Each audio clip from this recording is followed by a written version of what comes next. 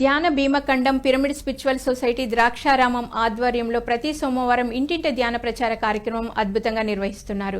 ఈ కార్యక్రమంలో భాగంగా కోనసీమ జిల్లా కె గంగవరం మండలం బ్రహ్మపురి గ్రామంలో ఇంటింటి ధ్యాన ప్రచారం నిర్వహించారు పిరమిడ్ మాస్టర్లు. ఈ సందర్భంగా ప్రజలకు, విద్యార్థులకు కరపత్రాలను అందించి ధ్యానం, శాకాహార విశిష్టల గురించి చక్కగా తెలియజేశారు. అంతకుముందు శ్రీ శ్రీ శ్రీ రామదూత యోగి శ్రీ సీతారాం బాబాజీ మహారాజ్ ఆశ్రమంలో ధ్యాన శిక్షణ కార్యక్రమం విజయవంతంగా జరిగింది.